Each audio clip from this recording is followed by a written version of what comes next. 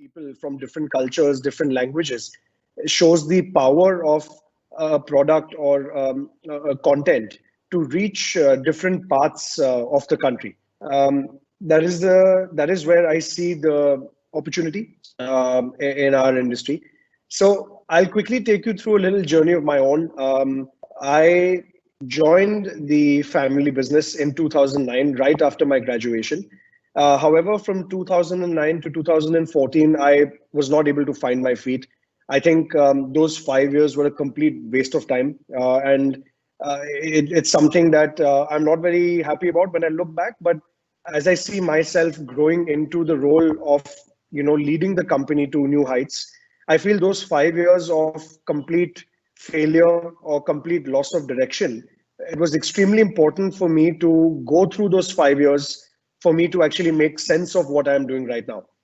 So 2009 to 14, I couldn't get my head around my business. I did not understand technology at all, did not understand workflows. I was all over the place when it came to numbers, very, very poor in finance at that time. And I decided in 2014 that, look, this media business is not my cup of tea. And, I need to look or canvas for something which is my passion. And I have a lot of passion for sport. Studied in the UK. I had the opportunity of going and watching a lot of football, a lot of cricket live in the stadium, and my passion for sport really grew up university. So in 2014, me and my cousin brother, we founded a company called Fanatic Sports, and this company was purely founded for the sole purpose of taking fans from India and various parts of the world to experience sport live. So we had official partnerships with the ICC, with UEFA, with FIFA, with the Olympics. So we were the first company in the history of India, rather, I would like to call it, that had the opportunity to represent India as a sole ticketing distributor for the Brazil Olympics, which was held in Rio de Janeiro in 2016. So we had taken about 1,500 fans from India across the board that was supporting different athletes at that time, whether it was PV Sindhu or whether it was Sania Mirza, various athletes that were representing the country across different sporting disciplines. So it was a great 4 years. I burnt my fingers in many places. I had absolutely zero knowledge about the travel business, how the travel business worked. I think those 4 years really moved me ahead purely because of passion and the fact that as a team, we could really churn out or create some unbelievable experiences for our clients, which included, things like, meeting ex-players, staying in the same hotel as where the teams were staying, things like that, that really brought out the experience quotient for the clients that traveled with us. And, proud to say that we did crack deals with some of the largest institutes in India, such as IIFL, Aditya Birla Finance. These are just one of the two or three of the big companies that we did host during the 4 years that I was there. In 2018, me and my father, we sat down and I was basically talking to him about the travel business and about the sporting business. And we sort of came to a conclusion that he needed me back in the business. So me and my father have a very, very big age gap. He's 75, I'm 33. So we have an over 40-year age gap. And somewhere he felt that, it was time for him to retire. And he asked me a very simple question. Do you want to come back? If you're not going to come back, then I'll start, folding the business. And that sort of one line really hit me hard. And I took into consideration the fact that, they had already, my family had spent an immense amount of time, resources to keep this business afloat. Unfortunately, we have always had a very good brand reputation in the market. And that's one of the main reasons why, with the support of the family, all our stakeholders, our clients, we've still been afloat, even now in 2020. And I would like to say the different initiatives that I've taken along with my team, it still keeps us very relevant, in fact, more relevant than our competition also at this stage. So coming to Famous Studios and what we do, we are an all-inclusive content service provider for the media entertainment industry, and our clients range from all the way from event companies to advertising agencies to big broadcasters to the big production houses, and now more recently OTT platforms like Netflix and Amazon, who we are certified partners with. So if there are any originals, any shows that are to be launched on the platforms, they usually come and process their content with us. When it comes to processing of content, we offer creative services, scripting, planning, pre-production. We also have obviously our large studio sets in Bombay, in Mahalakshmi. We have production houses that come in and rent the space either on a dry lease, or we produce content for them. We also have a very large post-production facility, which has everything from an edit setup to the top of the line sound, color grading, and visual effects facility. We are looking at new technologies moving forward, such as are obviously focused on social distancing, not having too many people on set. So virtual production is a technology that will definitely assist in that. It will help producers and directors save time on set and also save time in post production. So they can have their content shot and produced to be published in much shorter space of time. So that is what we do at Famous. We have a team of around 250 people that work across both our businesses in production as well as,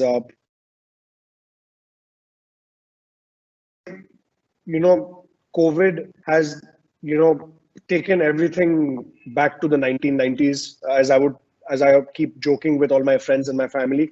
However, COVID has also given us the opportunity to reset, the opportunity to think about what it is that, or where is it that individually, as individuals, as human beings, or the organizations that we run, how can we add value to our clients, to our stakeholders, and especially to our employees. Many of our team members have worked worked at Famous for over 15 years, and we have a very, very strong relationship and reputation, with them. And we want this to continue for another 20 years. We want the same guys to be there. We want them to mentor the next batch of creative talent, or anyone who decides to join the media industry. Even from the business standpoint, there are many opportunities, even as an MBA, once you graduate, in marketing.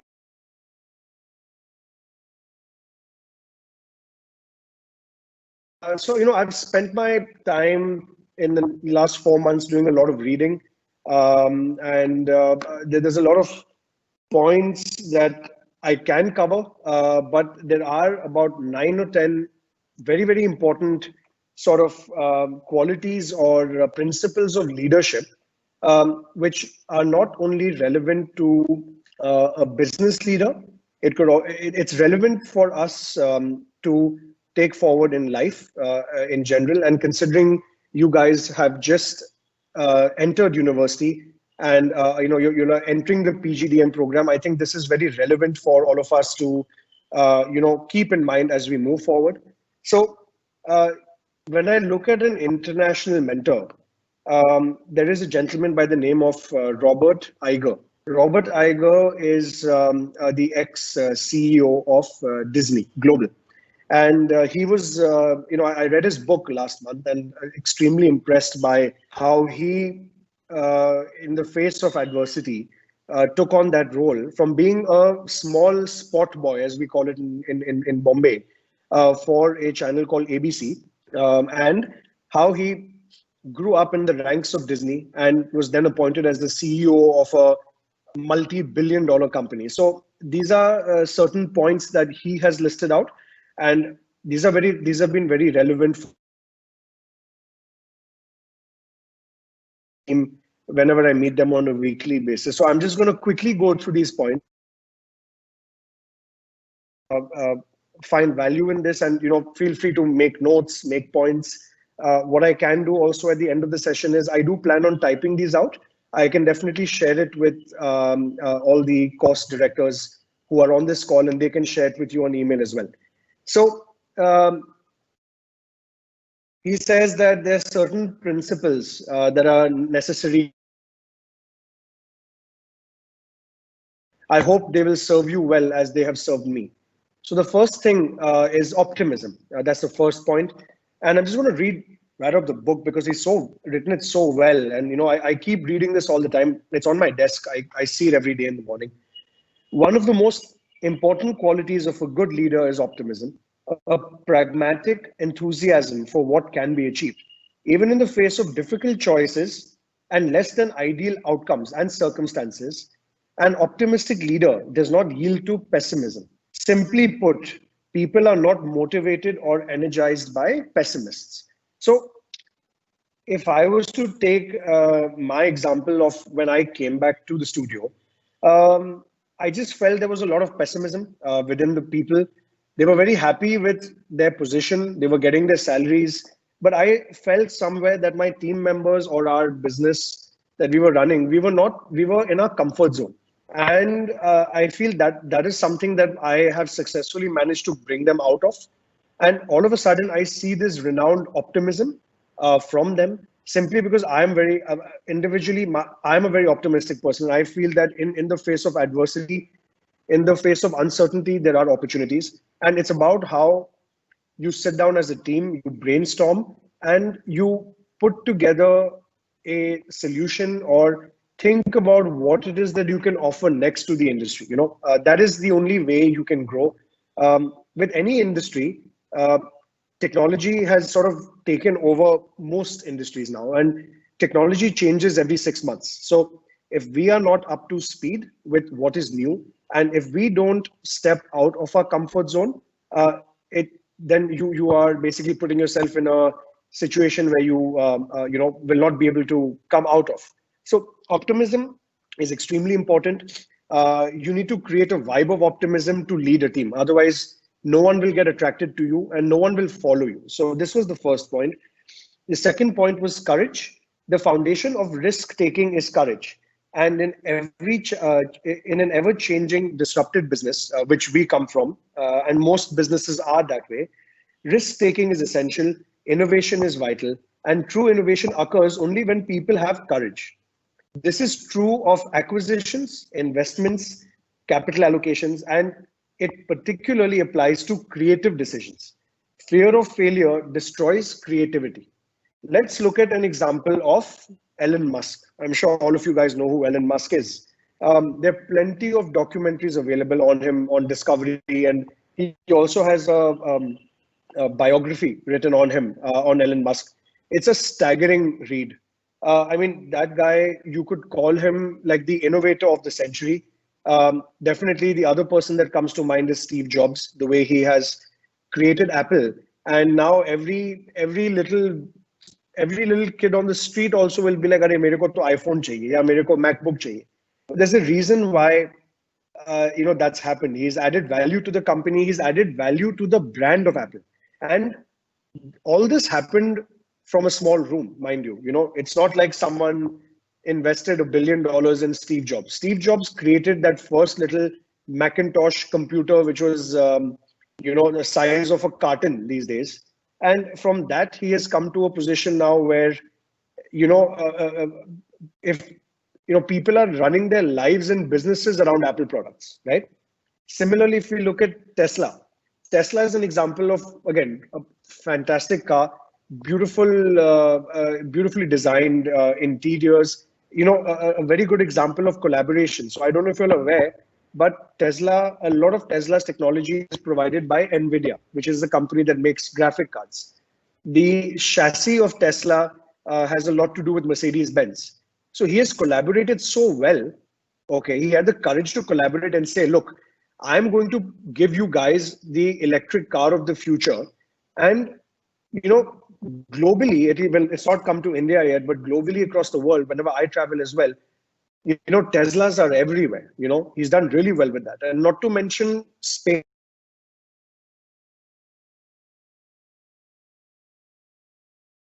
Rocket up in space and it actually comes down and lands back on Earth. And then you reuse those rockets. It's just a classic case of people laughing at him initially when he had the idea, but he had the courage to go through. He failed, mind you, but now that test, sorry, is basically the talk of the town, and it's being used to now send astronauts back up to space. I mean, it's crazy what he's achieved in the space of a decade. So he had the courage. So never ever lack the will and the courage to try something new, to innovate, because if you innovate and that hits the right note, you could be an overnight success. So courage was the second point. Point is focus. Allocating time, energy, and resources to the strategies, problems, and projects that are of high importance and value is extremely important. And it's imperative to communicate your priorities clearly. What happens is, even in my business, when I came in, I had this, but somewhere I feel that I've failed to communicate my vision to my team. And the strategy by which I will achieve my vision, that is a very, very important factor in communication. So what Robert Iger keeps saying in his book and even in his videos is that you might have a vision, you might have a strategy, but if you are unable to focus and communicate that strategy to your team, it's as good as an idea lying in a box, right? So very, very important to communicate. And I feel in the last 2 or 3 months in the lockdown, my communication skills with my team have improved from the point of view that they're understanding what I'm trying to say to them. So always remember that nothing happens overnight. We have to be patient, and it takes time to achieve and to drill into your team members what your goals are and what your visions are. So they then follow suit and they help you achieve that goal. So focus is very key. Allocating time, not wasting time on things that you don't need to. People say that you should have a to-do list, but people also say, the smarter, wiser people also say you should have a not to-do list. So you don't waste your time on things you shouldn't waste your time on. Fourth point is decisiveness. All decisions, no matter how difficult, um, uh, can and should be made in a timely way. Leaders must encourage a diversity of opinion, balanced with the need to make and implement decisions. Chronic indecision is not only inefficient and counterproductive, but it is deeply corrosive to morale. So today I've decided that I want to expand my facility in another location. The buzz around the existing team is very high. So I cannot let that buzz go. I need to do my research. I need to figure out my numbers. And within the end of this month, or by the end of this month, I need to take the decision and move forward and say, Chalo, I had this vision, I've decided, and let's move forward and let's do this. Yeah. So decisiveness was the fourth point. The fifth point is curiosity. A deep and abiding curiosity enables the discovery of new people, places, and ideas, as well as an awareness and an understanding of the marketplace and its changing dynamics. The path to innovation begins with curiosity.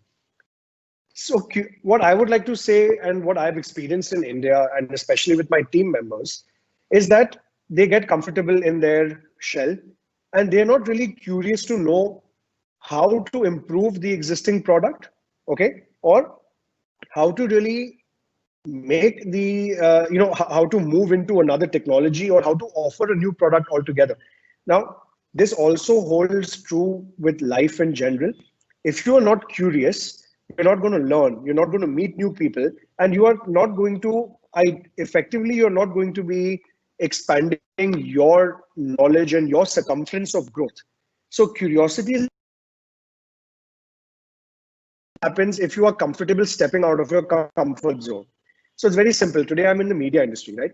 But when I meet people that have different businesses, I'm very curious to know how they make money, what product that they are offering is actually is actually the right product for the market.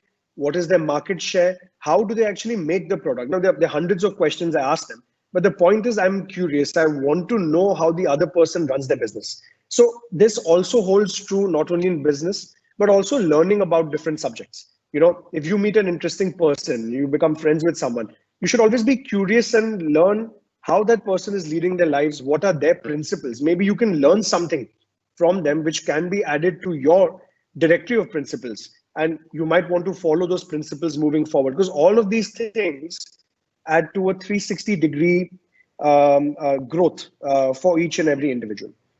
The next point is fairness. Strong leadership embodies the fair and decent judgment and treatment of people. Empathy is essential, as is accessibility. People committing honest mistakes deserve second chances, and judging people too harshly generates fear and anxiety, which discourages communication and innovation. Again, as you see, it's all pointing back to innovation and focus. Nothing is worse to an organization than a culture of fear. What I do is, or rather what I have done yesterday, I'll give you an example of yesterday. I had my first sort of team meeting where we had given our marketing and sales team a different KRA, something that they were not used to.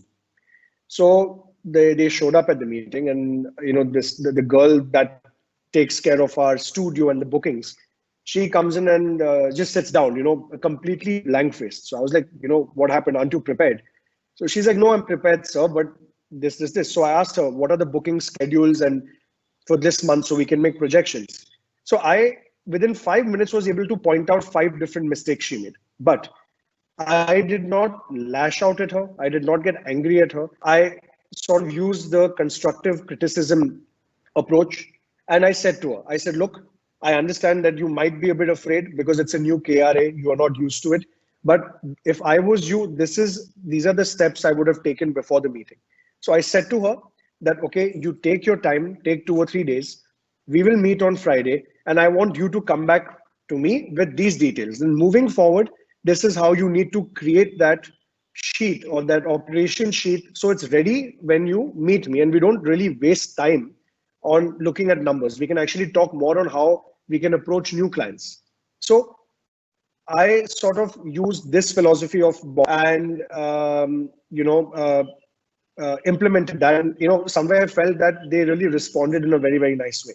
So fairness was the 6th point. The next point is thoughtfulness. Thoughtfulness is one of the most underrated elements of good leadership.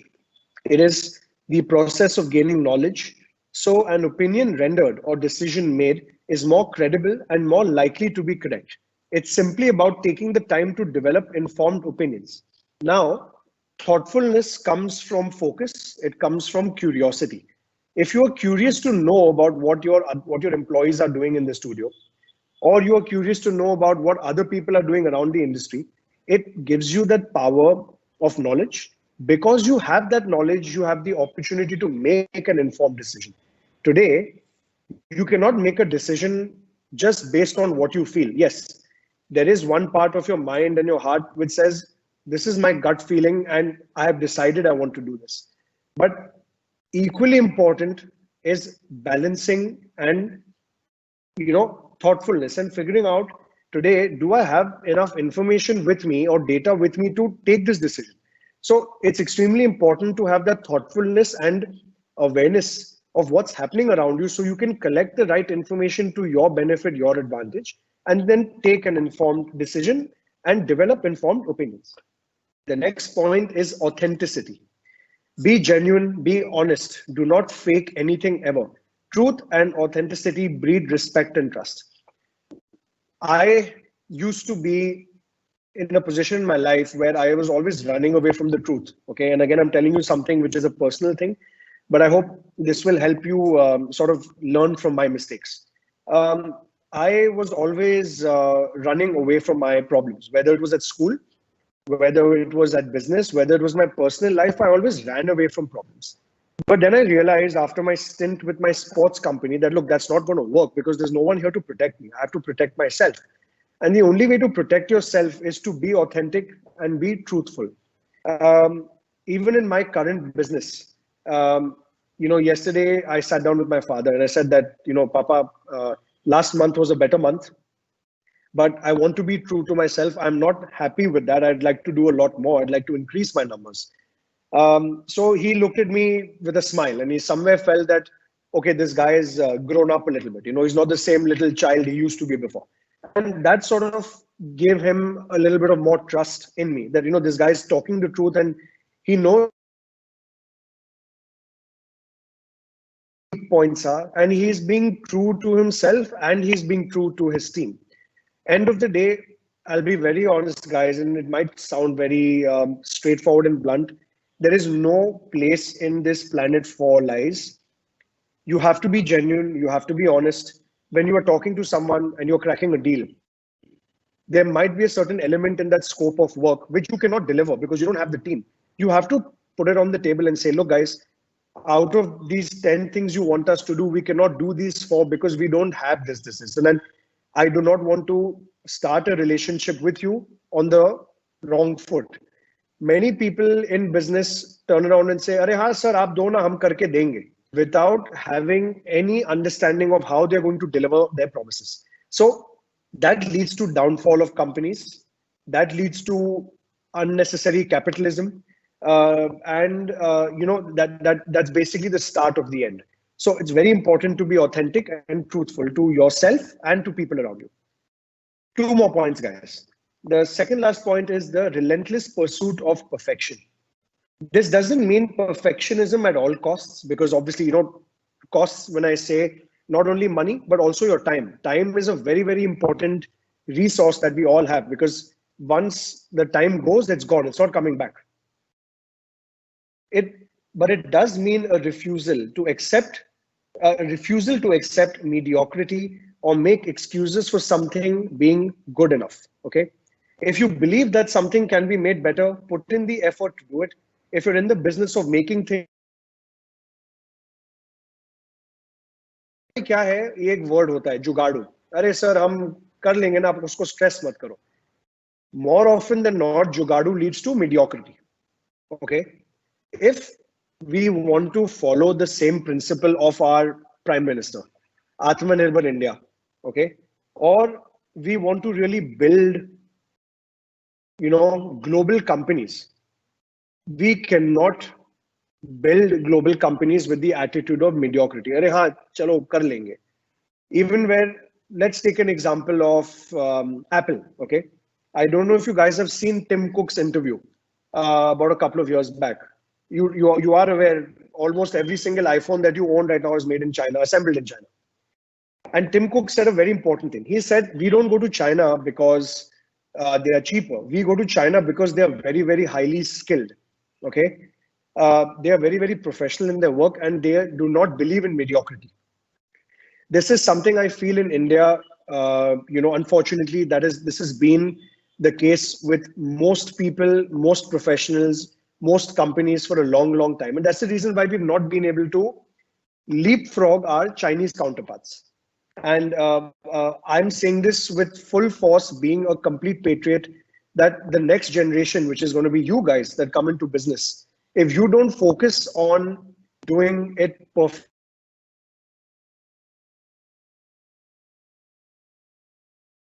it's not, the state of the country, the economy is not going to grow. The potential is high, but unless and until we don't focus on perfection, it's not going to get anywhere. So it's very important. So anything you do, right, even in life today, even if you guys are going to start, attending classes, your teachers are going to give you presentations to make. They're going to make you go through case studies.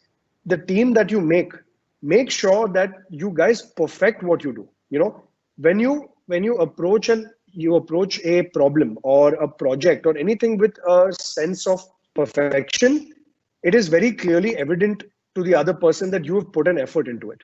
So make sure that relentless pursuit of perfection is something that is drilled into your head, and it's something that you guys constantly are reading about. And what I will do is also, I will share a few books that you all should read, a few articles, which will give you a sense of all of these various points that I've just discussed. Okay. Last but not the least, integrity of an organization's people and its product. A company's success depends on setting high ethical standards for all things, big and small. Another way of saying this is, the way you do anything, integrity is basically a culmination of all these points. Whether it is the product that you are offering, whether it is the authenticity of your dealings, truthful nature, being very honest with yourself, with your clients, with the people you are, your colleagues, etc. Also, the sense again of optimism and courage. Today, optimism and courage also form a very, very important subheader of integrity. Focus. Today, if you are focused, people will जो भी काम उठाया है वो आदमी या वो बंदा एकदम परफेक्शन से हमारा काम डिलीवर करेगा. End of the day, the other person should think that, okay, you are dependable. Today, if I give you some work or I ask you for some help, you are dependable and you will show up and you will turn up with a result for me. Decisiveness, very important in integrity. Again, curiosity, fairness, and thoughtfulness. So, guys, these are the points.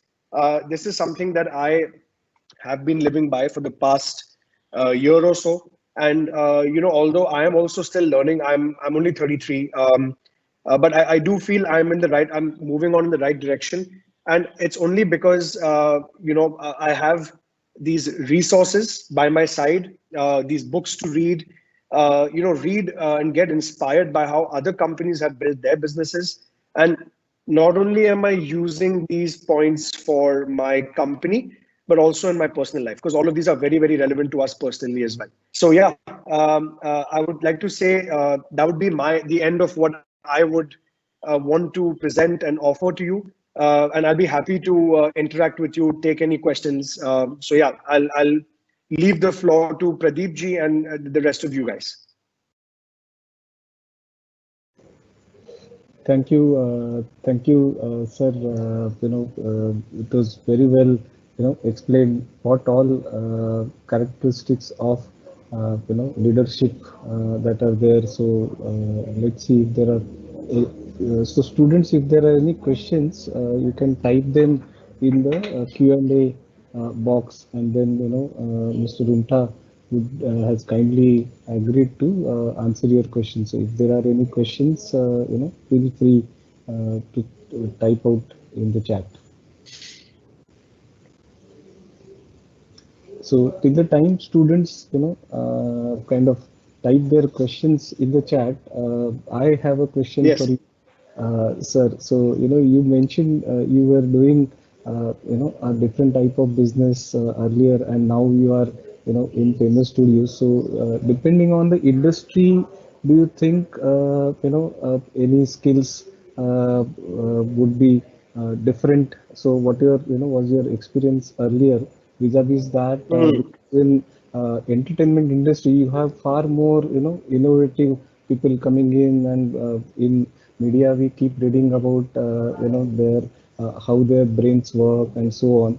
So, do you Correct. see any difference in, or do you have to adopt your leadership style because you are in entertainment industry?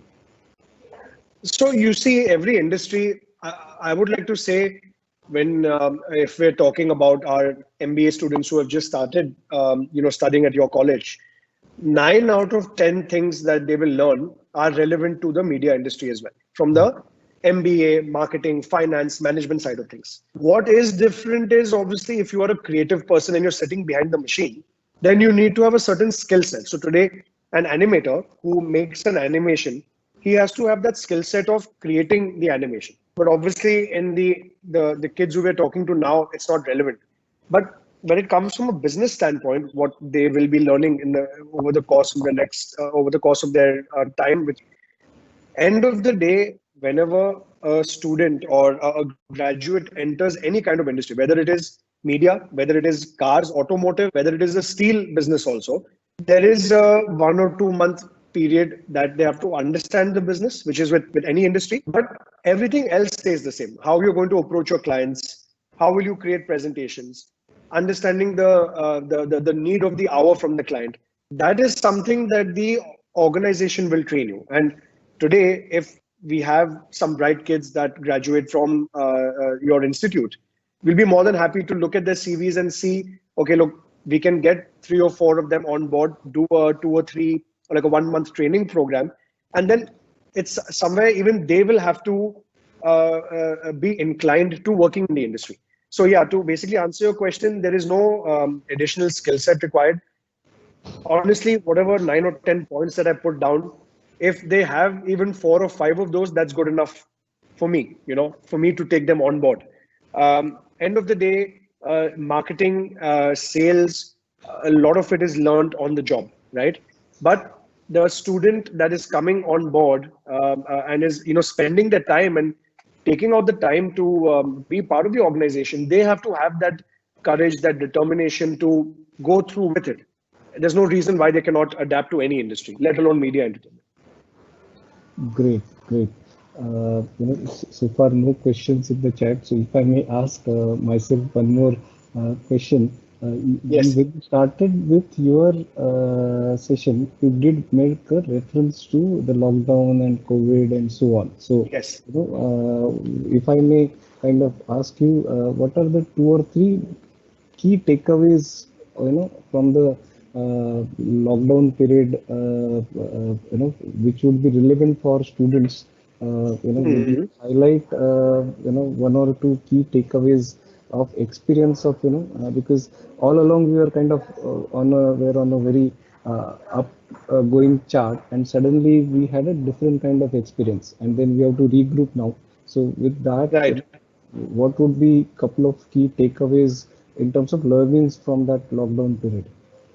Right. So, all I would like to say is, this is something that has hit us for the first time, right? None of us, I mean, even my father's not seen something like this in 75 years. So, a chance to reset. The environment got cleaned up. Let's not forget about the environment also. Clear skies, dolphins have come back to Bombay, flamingos have come back to Bombay. So, everything from that perspective has been good. We've had the opportunity to think about what we want to do as a business. Personally, I would say I've taken care of my health. I've lost a lot of weight in the lockdown. I've really been exercising a lot, even though it's been at home. I've basically managed to set up a small part of my house where I can exercise. At the end of the day, it's about how you rise up to the challenge, how you take no for an answer, and how you make things happen for you, right? It's about relentlessness. It's about having the courage and saying, "ठीक है, it's COVID.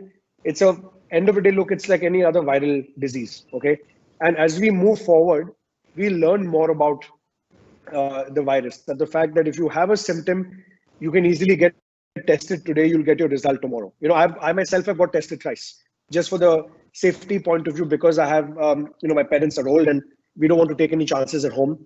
So from the safety perspective, also we've not taken any risks. Me and my wife as well. We and some of our staff at home. We just got tested a couple of days back and it's come out negative because we obviously have no symptoms. But just for the safety standpoint, we're doing that. So, we have to move on with life. We can't be sitting at home and being like, "Arre, Baba, मैं बाहर निकल जाऊंगा तो भाई, COVID will come and hit me." COVID is only going to hit you if you don't wear a mask and if you're in a crowded place. So you need to be careful. You need to wash your hands. It's something that any doctor would tell you. But you have to move on with life. I would say to the students, read, read a lot. There's plenty of time to catch up, on good shows in Netflix, on Amazon Prime. If the kids love sport, I would suggest, and I'm sure everyone's a cricket lover here. There is a show on Amazon Prime called The Test, which is about the Australian cricket team after they went through that ball tampering saga. How Darren Lehman, the ex-coach, was sacked and Justin Langer came in, and how they as a team grew out of the hardships that they had because of that entire saga with David Warner and Steve Smith having to take a 1 year sabbatical from the game. So, again, that is end of the day, it is sport. It's exciting, but it's about how the team has come out of a uncertain situation. And again, they've almost reached a number one position. So I would say read. I will share a list of readings with you maybe by tomorrow. You can share it with the kids and explore. Try and figure out what your focus in life is going to be. What is it that you feel your strengths are, and then make a list of your weaknesses and see how you can improve. Like as I mentioned earlier, I was very weak at finance. Okay, but I took it upon myself in this COVID time to get my own finances under control and get my company's finances under control. So now when I talk to my team, I talk numbers. I don't just talk ye bhi ho jayega, wo bhi ho jayega. I talk about the numbers. I'm like, guys, this was our target. You've not achieved it. Now, why have you not achieved it? So I talk numbers. So these were things that I fixed for myself because I knew these were my problems, my negatives. So it's very important for each and every one to reflect and sort of go deep down and understand where it is that we can individually improve. So these have been my takeaways. And very honestly, for me, I feel it's been April, May, June, July, August, 5, 6 months. For me, it's flown by, because I've spent it in a constructive way. I've not wasted my time. So yeah, that is my takeaway from COVID. Thank you so much, Roonghta ji.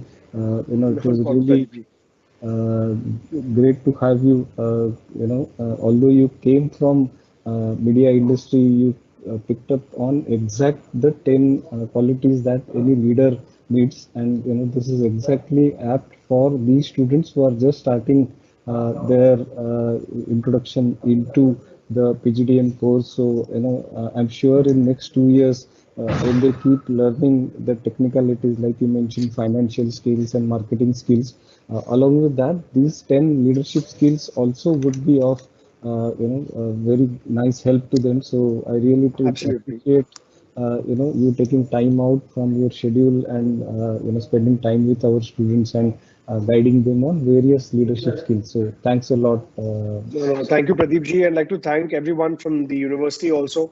It was a good experience, and I hope the kids really have a takeaway. And I'm available on LinkedIn, on Instagram. The learnings, any articles, I'm more than happy to share with you guys. So, feel free to get in touch. And even where the university is concerned, if there's anything that we could collaborate on in the future as a company, if they would like to come over to the studio for a tour, more than happy to give you guys that experience also. Once things are a bit more relaxed, maybe, in the first quarter of next year, Jan, Feb, after the Christmas holidays, we can definitely arrange something for you. That would be very nice, sir. That would be very nice. I'm sure students will be thrilled to come over and visit your studio. So maybe, as you said, once things settle down, we can definitely plan that. So no, definitely. Great. So thanks a lot once again. And thank you, Pradeep ji. Thank you very much. Thank you. A great day. Talk to you. Yes, wish you a great day, and everybody stay safe and do not be afraid of COVID. There's nothing to be afraid of. Just make sure that your vitals are right, you are eating the right food, and you guys are taking vitamins to boost your immunity. That's all I have to say, right? Don't be afraid. Okay, guys. Okay. Taking your leave. Thank you very much again to all the faculty members for making this happen. It was a very, very good experience, and looking forward to more associations with you guys. Thank you. Thanks a lot. Okay. Bye-bye. Bye. Thank you.